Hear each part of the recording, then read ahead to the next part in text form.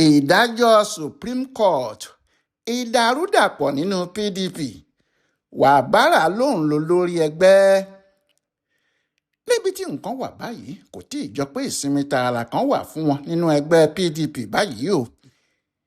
ìyàtọ̀ tó kàn wà nínú tiwọn àti ti ADC ni pé ohun tí àwọn PDP fẹ́ ló ń ṣẹlẹ̀ sí wọn.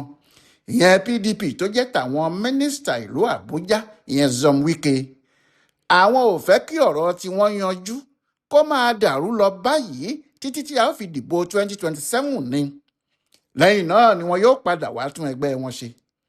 bẹ́ẹ̀ ohun tí àwọn ADC ń fẹ́ ní tiwọn ní kí ẹgbẹ́ tí wọ́n rójú kó sì ráàyè kí àwọn lè kópa nínú ìdìbò tó ń bọ̀ yìí kí àwọn sì kojú ààrẹ Bọ́lá Tinubu.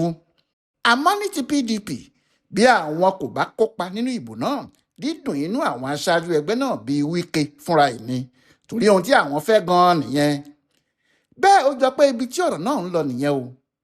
àwọn tí ọ̀rọ̀ náà kò yé ń sọ báyìí pé ọ̀rọ̀ náà ti yanjú àmọ́ kò yanjú nítorí àwọn méjì ni wọ́n tún ń jà sí ẹgbẹ́ náà báyìí o. tí kálukú sọ pé tàwọn lẹgbẹ́ náà àwọn sì ní alákòóso ẹgbẹ́ wọn. lóòótọ́ PDP igun ti àwọn Wike ni wọ́n rí ọwọ́ mú báyìí. àwọn ni wọ́n dàbí pé àwọn gan-an ni wọ́n ní ẹgbẹ́ ọ̀hún ṣùgbọ́n àwọn igun míì ti tún dìde. Adolphus Wabara ló sì ṣáájú àwọn. àwọn yìí ní ẹjọ́ tí Supreme Court dá yìí kò sọ pé àwọn Wike tàbí àwọn Mákindé ló lẹ́gbẹ́ pé ohun tí ìdájọ́ yìí wí ni pé àwọn tí Wabara lẹ́gbẹ́ wà lọ́wọ́ wọn báyìí àwọn làwọn sì gbọ́dọ̀ máa darí ẹgbẹ́ náà lọ. báwo leléyìí tún ṣe jẹ́ bẹ́ẹ̀ o. àkọ́kọ́ ni pé ta ni Wabara? ọ̀kan nínú àwọn tí wọ́n jọ bẹ̀rẹ̀ ẹgbẹ́ PDP ní 1998 ni Wabara ń ṣe o. ó sì jẹ́ sẹ́nẹ́tọ̀ nílé ìgbìmọ̀ asòfin àgbà láàrin 1999 títí di 2007. ní 2003 ni wọ́n yàn án bí olórí ilé ìgbìmọ̀ yìí. ó sì wà nípò náà títí di 2005 kí wàhálà tó dé láàrin òun àtìjọba Olúṣẹ́gun Ọbásanjọ́ nígbà tí wọ́n ní ó kó àwọn owó kan jẹ. lẹ́yìn tí wàhálà èyí tán ni Wabara tún padà sí gbangba bó tiẹ̀ jẹ́ pé kì í ṣe ọmọ ilé ìgbìmọ̀ asòfin mọ́. àmọ́ ní gbogbo àkókò náà Wabara kò torí ẹ̀ kúrò nínú ẹgbẹ́ PDP o. nígbà tó sì di ọjọ́ kẹjọ oṣù kẹsàn-án September 8, 2022 tí Walid Jibrin fipò alága ìgbìmọ̀ àwọn bàbá ìsàlẹ̀ Board of Trustees BOT ti PDP sílẹ̀ wọ́n yan Wabara pé kó jẹ́ adelé alága BOT yìí. Jibrin kò déédéé fipò náà sílẹ̀ o nítorí Àtíkù Abubakar ni o. ìgbà tí Àtíkù wọlé gẹ́gẹ́ bí ẹni tí yóò du ipò ààrẹ lórúkọ PDP lọ́dún náà ìyẹn Zom Wike ní ohun kan náà tí òun fi lè ṣe àtìlẹ́yìn fún ni kó yọ Jibrin ní BOT kó sì yọ Nyotia Ayu náà gẹ́gẹ́ bí alága PDP. ìyẹn ni Jibrin ṣe kọ̀wé fipò sílẹ̀ fúnra ẹ̀ bó tiẹ̀ jẹ́ Ayu kò fipò sílẹ̀ ní tiẹ̀. Àtíkù kò sì jẹ́ kí wọ́n yọ ọ́. láti ìgbà náà ni Wabara ti wà nípò yìí torí ní 2024 àwọn PDP fi òǹtẹ̀lú pé òun gan ni alága àwọn BOT yìí kì í ṣe adelé lásán mọ́. lẹ́yìn tí wọ́n sì dìbò tí Àtíkù kò wọlé ní 2023 wọ́n yọ Ayu dànù bí alága PDP wọ́n fi Umaru Iliya Damagum sípò náà. àmọ́ nígbà náà wàhálà ti dé sí inú PDP wọ́n ń wá ọ̀nà láti yanjú ẹ̀ ni. lára wàhálà tí wọ́n sì ní nígbà náà ni pé wọ́n ti yan Sam Anyanwu bí akọ̀wé ẹgbẹ́ PDP láti 2021. ní 2023 Anyanwu ní òun lọ du ipò gómìnà ìpínlẹ̀ Imo. àwọn àgbà ẹgbẹ́ ní kó fi ipò akọ̀wé ẹgbẹ́ sílẹ̀ pé ẹnìkan ò lè di ipò méjì mú nínú ẹgbẹ́ lẹ́ẹ̀kan. a kì í jẹ méjì lábà àlàdé ẹni jẹ́ṣu gbọ́dọ̀ mú mi. ó lóun ò lè fipò sílẹ̀ o. ló bá di ohun tí wọ́n ń gbé ara wọn lọ sílé ẹjọ́ ní gbàwèrè ń ò gbàwèrè ló bá ṣẹlẹ̀ gidi láàrin wọn. nígbà tí ọ̀rọ̀ àwọn Àtíkù àti Wike wá bẹ̀rẹ̀ gbogbo ẹ̀ kúkú di kátakàta. ẹgbẹ́ náà sì pín sí méjì. àwọn kan bá àwọn Àtíkù lọ àwọn kan sì bá àwọn Wike lọ. lẹ́nu ìjà tó lọ títí tí ò parí yìí ni àwọn kan ti dá Anyanwu padà bí akọ̀wé ẹgbẹ́ PDP ní ọjọ́ kìíní oṣù keje 2025 tó kọjá yìí. àmọ́ níbi ìpàdé táwọn Mákindé padà ṣe nìbàdàn lọ́jọ́ 15 sí 16 oṣù kọkànlá 2025 yìí kan náà, àwọn aláṣẹ tí wọ́n yàn níbẹ̀ yọ Sam Anyanwu dànù pátá bíi akọ̀wé àti ọmọ ẹgbẹ́ PDP àti Fáyọ̀ṣe àti Wike náà.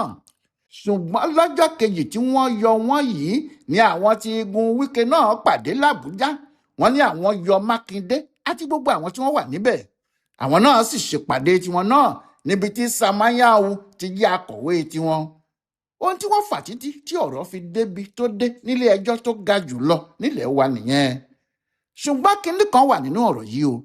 Níbi ìpàdé tí àwọn Mákindé ṣe ni wọ́n ti yọ Sam Anyanwu àti Wike àti àwọn míì kúrò nínú ẹgbẹ́ tiwọn. Ìpàdé yìí náà sì ni àwọn ilé ẹjọ́ tó ga jù lọ nílẹ̀ wa fagilé.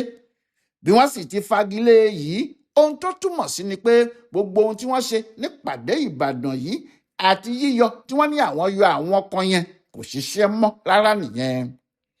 Ohun tó ń di wàhálà gan nìyẹn o, nítorí àwọn tí Wike ní ìpàdé Ìbàdàn ni wọ́n ti yan Anyanwu kúrò nínú ẹgbẹ́, pé ìpàdé Ìbàdàn náà ni wọ́n sì ti fagilé yẹn. Bẹ́ẹ̀ ni ọ̀rọ̀ ìpàdé náà kò kan àwọn rárá, nítorí wọn ò dárúkọ ìpàdé tàwọn tí àwọn padà ṣe l'Àbújá sínú ẹjọ́ wọn. Wọn ò sì pàṣẹ pé àwọn tí àwọn yọ dànù nínú ẹgbẹ́ náà kí àwọn má ṣe bẹ́ẹ̀ fún wọn tàbí kí àwọn dá wọn padà. Bó bá jẹ́ bí ilé ẹjọ́ ti wí nìyẹn, pé àwọn tí wọ́n ṣèpàdé ní Àbújá kò ní wàhálà, pé àwọn tí wọ́n ṣèpàdé ní Ìbàdàn ló ní wàhálà, àṣẹ pé àwọn tí wọ́n ṣe ìpàdé Àbújá náà ni yóò máa darí ẹgbẹ́ lọ nìyẹn. Bẹ́ẹ̀ àwọn Wike ni wọ́n ṣe ìpàdé níbẹ̀ yẹn. Ohun tó fà á rèé tó jẹ́ orúkọ tiwọn ló wà lórí àtẹ ayélujára àwọn INEC tí wọn kò sì tí ì yọ kúrò títí di àsìkò tí à ń wí yìí. Èyí náà ló fà á tó jẹ́ àwọn tí Wike yìí ní àwọn làwọn lẹgbẹ́ tí olórí ìgbìmọ̀ àwọn bàbá ìsàlẹ̀ BOT tí àwọn yàn, ìyẹn Mao Ohuabunwa, fi kọ̀wé pé kò sí wàhálà kankan nínú PDP mọ́ o. Àwọn wà níkàlẹ̀ digbidigbi. Ìdájọ́ tí ilé ẹjọ́ tó ga jùlọ yìí sì ti dá ti fi hàn pé àwọn làwọn lẹgbẹ́, kò sì sí ìyapa kankan nínú ẹgbẹ́ náà mọ́ kí àwọn parapọ̀ láti wá tún ẹgbẹ́ náà ṣe ni. Ìjà ti parí pátá, kí gbogbo àwọn máa ṣe bí ẹgbẹ́ náà yóò ti dáa lókù. Ṣùgbọ́n àwọn tí wá àbàrà kò gbà rárá. Wọ́n ní wọ́n ti lé Sam Anyanwu kúrò nínú ẹgbẹ́, pé bí wọ́n ti lé e nínú ẹgbẹ́ yẹn, òun ò lágbára láti ṣètò yíyan ẹnikẹ́ni sípò tàbí ṣíṣètò ìpàdé kankan. Ohun tí àwọn wá àbàrà ń sọ ni pé gbogbo ìpàdé tó jẹ́ Anyanwu ló pè, tí wọ́n ní wọ́n fi ṣe ètò àwọn kan tí wọ́n fi yan àwọn olóyè tuntun sínú ẹgbẹ́ PDP tàwọn Wike yẹn. Wọ́n ní Anyanwu kò lẹ́tọ̀ọ́ láti ṣe bẹ́ẹ̀, kò tiẹ̀ gbọ́dọ̀ súnmọ́ PDP mọ́ nítorí wọ́n ti yọ kúrò nípò akọ̀wé ẹgbẹ́. Wá àbàrà wá ní pẹ̀lú ìdájọ́ tí ilé ẹjọ́ tó ga jùlọ yìí wá dá, ohun tó túmọ̀ sí ni pé àti ẹgbẹ́ PDP tàwọn Ṣèyí Mákindé àti ti àwọn Wike, gbogbo wọn ní ìdájọ́ náà ti túká.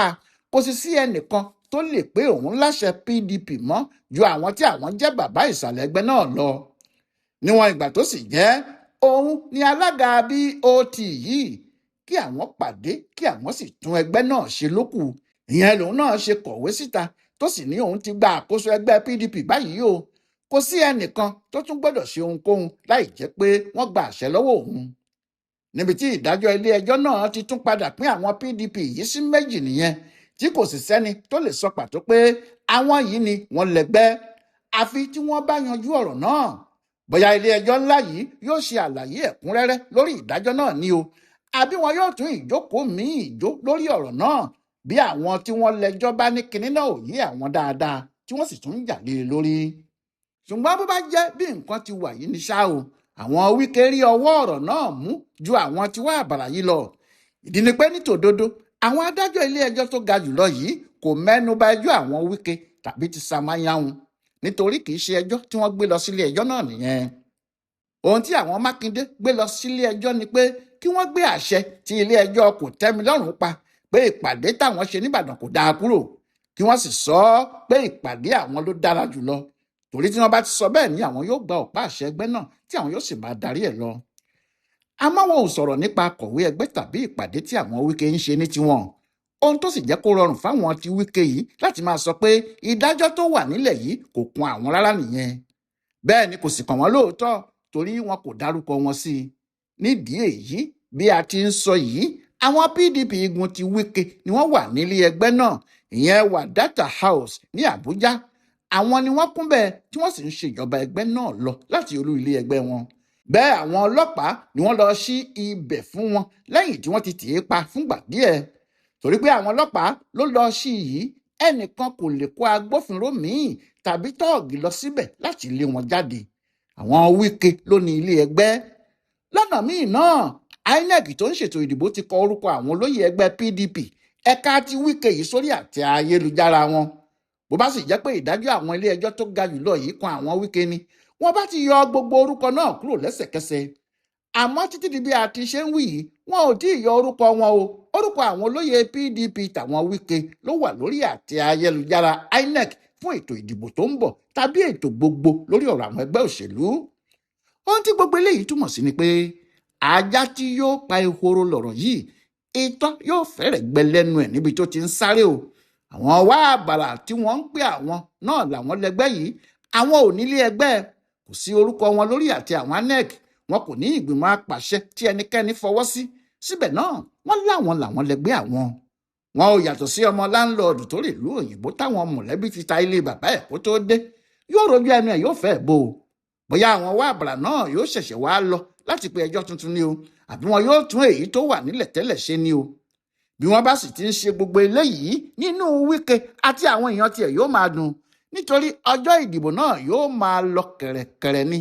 Ọjọ́ náà yóò sì lọ títí tí àwọn tí wọ́n fẹ́ kópa nínú ètò ìdìbò náà kò ní lè ṣe ohunkóhun mọ́.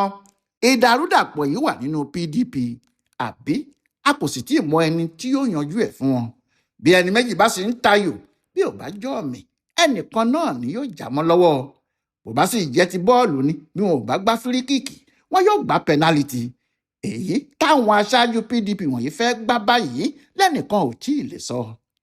Ọláyíwọlá Alága ló sì ń yẹ ọ̀rọ̀ ẹjọ́ àwọn PDP yìí wò, tó sì ń ṣe àkọsílẹ̀ àti ìtumọ̀ ẹ̀ fún Bùdó Àgbáyé fún Àṣà àtìṣe Yorùbá World Center nínú ọgbà Yunifásítì Ìbàdàn. A kú dédé àkókò yìí o.